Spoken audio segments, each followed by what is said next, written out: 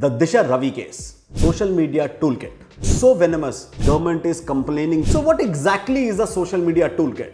Greta Thunberg and her tweet and Rihanna's tweet. I think what everybody is complaining about is the message itself. Greta and Rihanna to participate in this is terrible. Hello everyone and welcome to another episode of Truth Shots with Kapil. Today I'm going to talk about probably the hottest agenda of right now, the Disha Ravi case. Actually no, I'm not going to talk about the Disha Ravi case. I am going to talk about the social media toolkit. A toolkit that has been made so venomous, that has been made so devilish that everybody has even started hating the word toolkit. And specifically when it comes to social media. So the social media toolkit.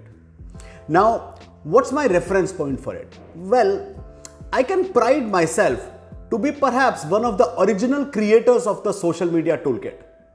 The first time I did this was in the year 2011, where I did it for a university. Think about it. The second time I did it was I did a toolkit for a multi-level marketing cosmetic brand. Once again, think about it. So what exactly is a social media toolkit? Well, before you understand a social media toolkit, you got to understand the purpose and the logic behind social media marketing.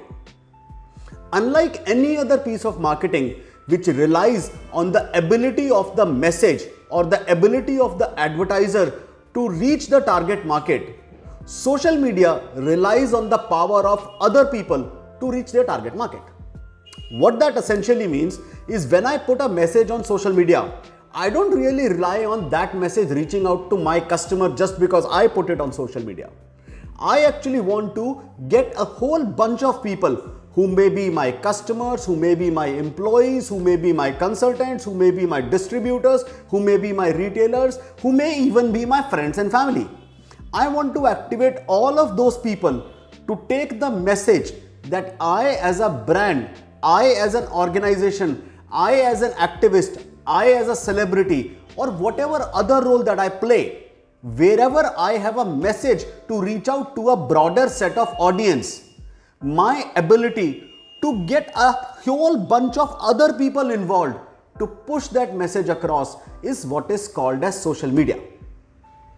For those agencies that think about social media as putting up a Facebook post and spending promoted money or boost post on it, well, that really isn't social media. All you are doing is purely advertising. So what does a toolkit really mean? A toolkit really means providing a series of guidelines, providing training, providing technology, providing inputs and information to this set of what I call as friends and family of the brand, and have them use those guidelines, those inputs, those defined logics to be able to promote a specific message. Sometimes you use that to promote the message for promoting and creating brand of a university. Sometimes you do this because you want to promote a cosmetic product. Sometimes you do this because you want to promote a real estate project. And sometimes you do this because you want to promote politics or a political agenda. This is really what has built all of the key political players of the world today. This is what built Donald Trump. This is what built Narendra Modi. This is what built Arvind Kejriwal. This is what got Boris Johnson into power by talking about Brexit and by using the social media toolkit to be able to reach out to an audience that may even, perhaps you could say, that may even be gullible. That just consumed the information that came their way just because there was a logic, there was some affinity, just because there was something attached to it that they resonated with. In fact, that is what was used by Cambridge Analytica. That is what was used in all of the negative influences that have been talked about over the last few years. By the way, that is what was used by Arab Springs. So, essentially, social media toolkit is simply a set of guidelines that you give out to people who want to co-participate with you in promoting a certain message.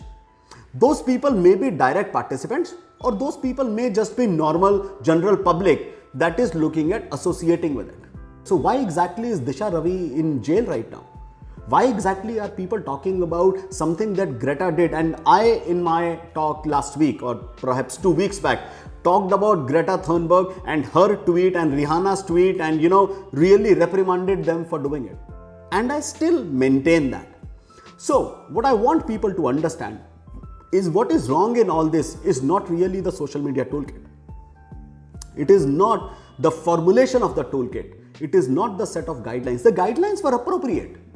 If you see a troll, you respond back. If you see somebody opposing your message, you do this. You go out and you abuse people. If they really go out of line, you maintain your point. You tag so many people. You do this. All of these attributes are part of a social media toolkit. Putting together sample tweets or sample posts or sample messaging is a part of social media toolkit. Putting together even video messages that other people could use to push your message across is part of the social media toolkit. So all that Disha Ravi and perhaps similar people participated in creating was a social media toolkit. They could have as well hired an agency like me, and I perhaps would have written ditto, verbatim, or maybe even improved on what they did in their toolkit. So what's wrong? Now, this is where it gets interesting. What is wrong here is not the fact that they created a toolkit. It is not the fact that they created guidelines. It is not the fact that they told people what to do to promote the message that they are looking at promoting. I think what everybody is complaining about is the message itself. Not the message of the farmers' protest, by the way. The message of this being way larger than farmers' protest, of this being Khalistani oriented, if it was that.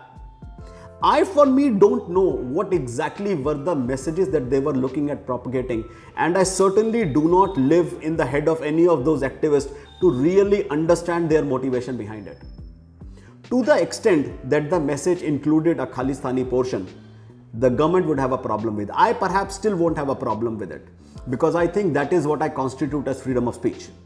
However, from a government standpoint, from the perspective of looking at laws of the land, it is definitely a problem area. But that is the only problem area.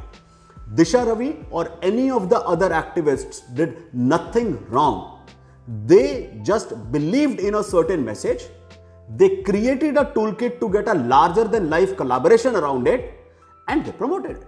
Now you must be thinking, while I know I talked about Greta and Rihanna last time, but from the perspective of Greta and Rihanna, to participate in this is terrible.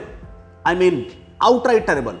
From the perspective of a Disha Ravi or anybody else for that matter, contacting Greta or contacting Rihanna and asking them to participate is absolutely fair business.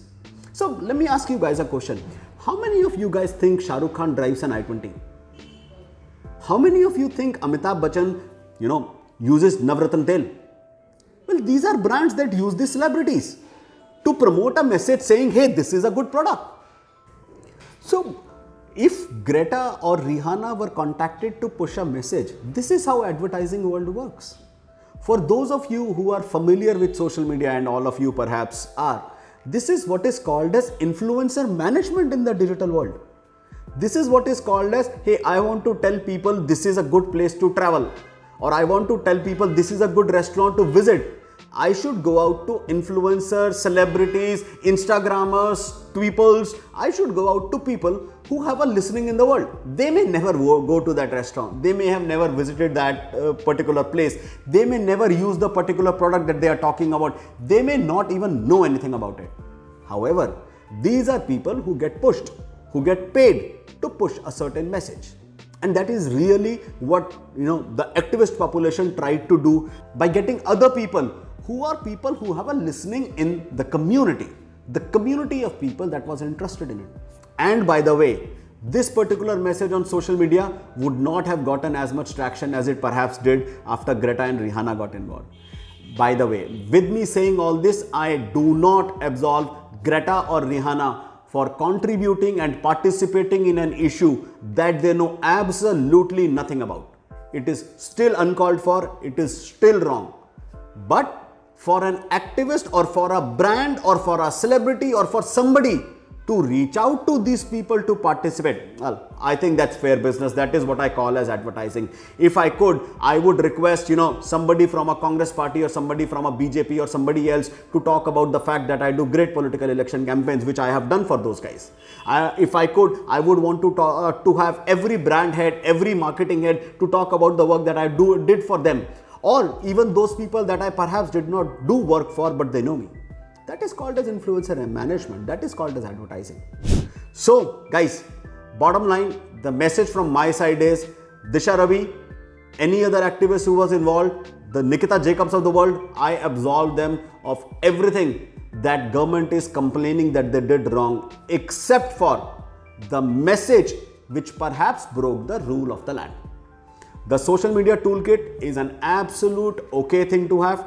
It is the way marketing industry works. It is the way digital industry works. With that, I will continue to make more toolkits. Thank you very much. Come back later on to get another episode of Truth Shots with Kapil. For right now, this is Kapil Gupta signing off. Thank you.